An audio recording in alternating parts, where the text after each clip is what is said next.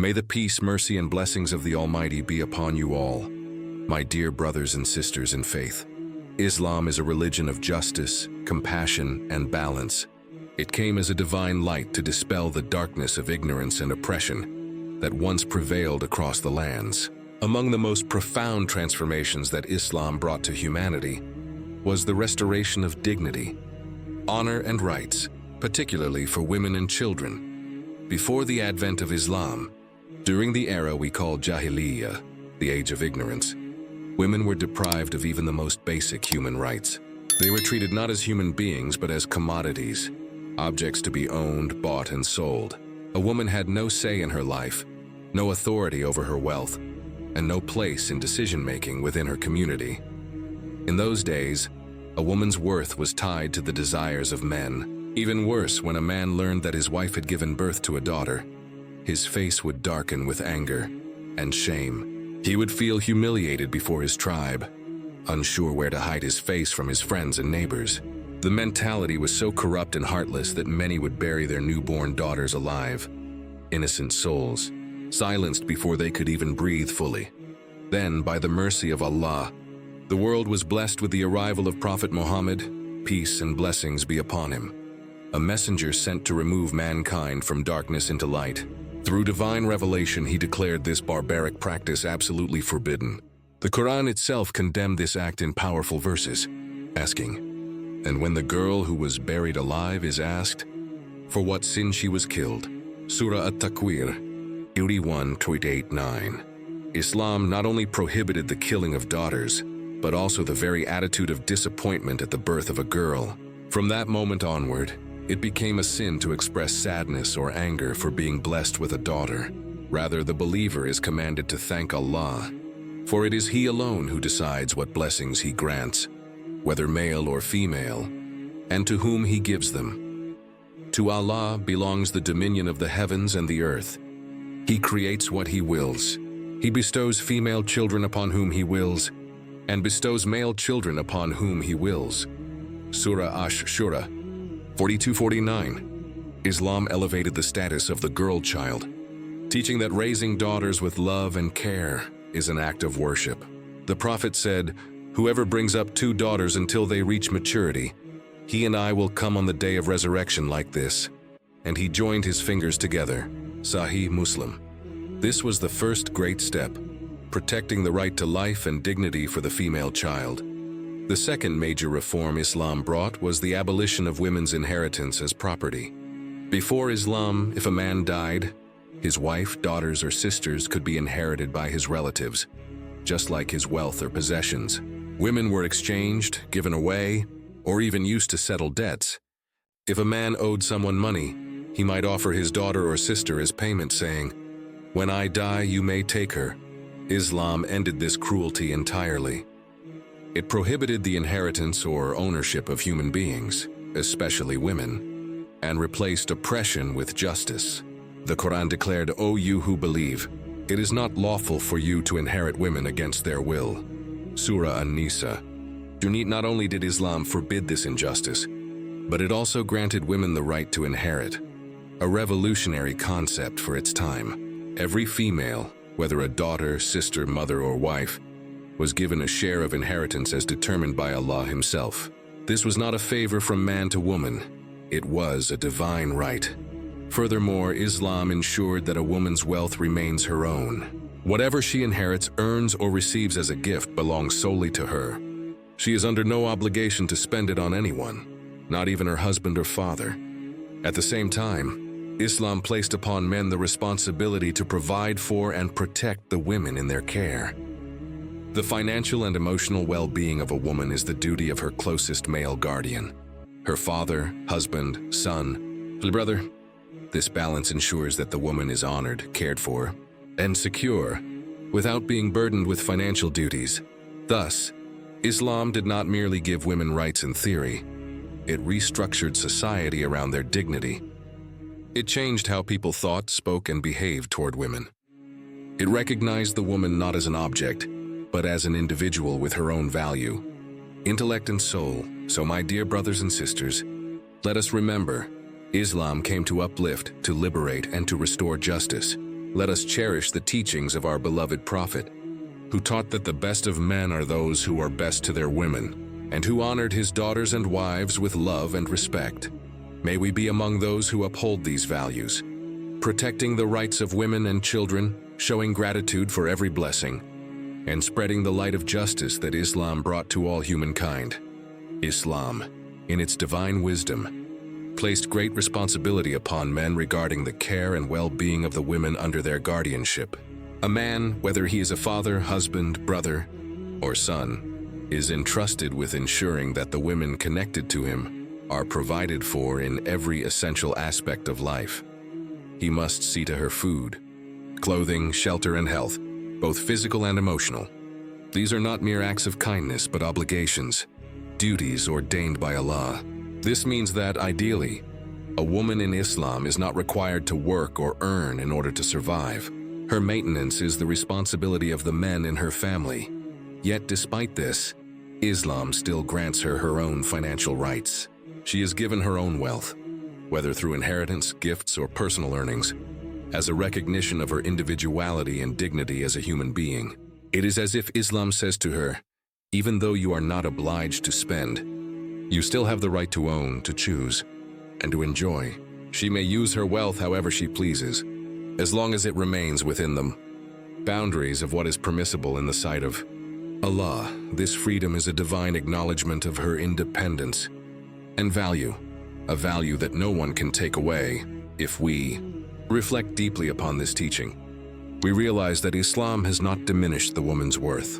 Rather, it has elevated her status beyond what most societies of the world ever imagined. Now, let us consider the matter of inheritance, which is often misunderstood. Many people claim that Islam gives less to women than to men, but this perception comes from not understanding the full wisdom behind Allah's laws. For instance, imagine that a father passes away, leaving behind a son and a daughter. According to Islamic law, the son may receive twice the share of the daughter. Let's say he receives $50,000 while she receives $25,000. On the surface, it appears that she has received less.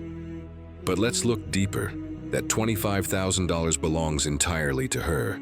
She does not need to spend it on anyone, not her father, not her husband, not her children. It is hers alone. On the other hand, the son, who received $50,000, now bears responsibility for the financial care of his mother, his wife, his sisters, including this very sister who received $25,000. His share is not entirely his to enjoy. Much of it is a trust that he must use to fulfill his obligations toward others. So in reality, Islam's system is not one of inequality, it is one of balance and fairness. The woman's smaller portion comes with complete ownership and zero financial duty, while the man's larger share comes with multiple responsibilities and social obligations. In this light, the Islamic inheritance system is not an injustice. It is a manifestation of divine justice, harmony, and compassion. It uplifts the woman from being a dependent or a commodity to being an honored individual with rights guaranteed by Allah Himself. Moreover, Islam emphasizes that a woman's right to own property is sacred. No one can take it from her, not even her husband or father. She may buy, sell, inherit, or gift her possessions freely. This principle was revolutionary at a time when women elsewhere were denied any such recognition. And beyond financial rights, Islam protects her personal autonomy as well. One of the most misunderstood aspects in some cultures today is the issue of marriage. Let it be absolutely clear. In Islam, no woman can be forced into a marriage she does not consent to. Her will matters. Her voice must be heard. A forced marriage has no place in the teachings of Islam. While some cultures may try to justify such practices under the name of religion, they are in fact acting against it. The Prophet Muhammad said, "A woman who has never been married should not be married until her permission is sought, and a woman who has been previously married should not be married until her consent is sought." Sahih al-Bukhari and Muslim. If she wishes to marry a man of good character and faith, it becomes the responsibility of her family to facilitate that union, not to obstruct it. Her guardians should support her decision, for it is through marriage that she seeks stability, companionship, and ultimately, closeness to her Creator. Thus, Islam once again stands as a beacon of justice, restoring to women their dignity, freedom and rights at a time when others denied them. So, my dear brothers and sisters, let us understand these teachings with wisdom and gratitude. Islam does not oppress the woman, it honors her. It does not silence her, it protects her voice, and it does not restrict her. It preserves her dignity. Let us live by these principles, showing through our actions that Islam is not merely a religion of laws, but a faith of mercy, balance, and respect for every soul, male or female, young or old. Sadly, some people today still believe that Islam has not given women the honor or respect they deserve. This misunderstanding has led many to form false impressions about the role of women in Islam. And that is precisely why we speak about this, to clarify the truth and to remind ourselves of the immense value and dignity that Islam has granted to women. As we mentioned earlier, a woman in Islam cannot be forced to marry anyone against her will. This is not a cultural suggestion, it is a divine command. Her consent is a condition for the validity of a marriage. Any marriage forced upon her without her approval stands contrary to Islamic law and the teachings of our beloved Prophet Muhammad. Now, when it comes to spiritual closeness to Allah, Islam teaches us that men and women are absolutely equal in the eyes of their Creator. Both are judged by their faith, their intentions, and their deeds, not by their gender. Allah Almighty says in the Qur'an, "Indeed, the most noble of you in the sight of Allah is the one who is most righteous." Surah Al-Hujurat, 2. This verse makes no distinction between male and female. Both have equal access to the mercy of Allah, equal opportunities to do good, and equal chances to reach the highest ranks of spiritual excellence. In fact, history shows us that women can, and often have, reached levels of piety and closeness to Allah even greater than many men. If we study what Islam has established for women, we will see that it has elevated their status in every dimension of life. Islam recognizes that women are not identical to men, and that's not a flaw, but a divine design. Allah created both with unique qualities and strengths that complement one another. Physically and emotionally, women differ from men in ways that are meant to bring balance to family and society. Islam acknowledges these differences, not to create inequality, but to ensure harmony.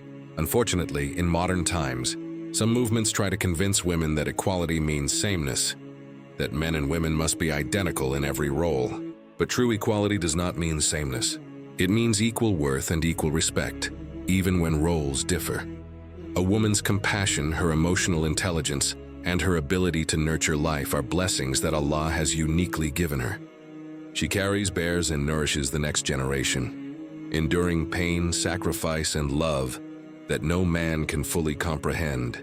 For this alone, she deserves deep honor and appreciation. Islam commands men to recognize and respect these differences. It commands men to protect, provide for, and cherish the women in their lives, not because women are weak, but because they are precious. When a woman marries, Islam reminds the husband that she is not his servant, she is his partner. She is to be treated with gentleness, love, and dignity. The household is not a place of domination, but a place of mercy. Allah describes marriage as a bond of tranquility and affection, saying, "And among his signs is that he created for you spouses from among yourselves that you may find tranquility in them. And he placed between you love and mercy." Surah Ar-Rum 30:21.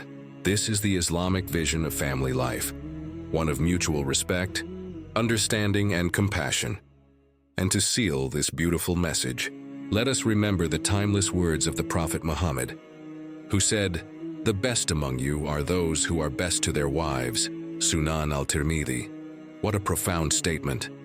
The Prophet did not define greatness by wealth, strength, or status, but by how a man treats the woman in his care. If your wife, your daughter, your mother, or your sister can testify that you treat her with kindness and respect, then you have succeeded in the eyes of Allah. So, my dear brothers and sisters, let us live by this noble teaching. Let us treat the women in our lives with the honor that Islam commands, and with the love that our Prophet exemplified. Let us raise our daughters with dignity, support our wives with kindness, and protect the rights that Allah has entrusted to us. For indeed, the way we treat our women is a reflection of our faith. And the best of men are those who bring peace, mercy, and happiness to their families. May Allah Almighty bless us all with understanding, guide us to act with justice, and fill our homes with love and tranquility. Wassalamu alaikum wa rahmatullahi wa barakatuh.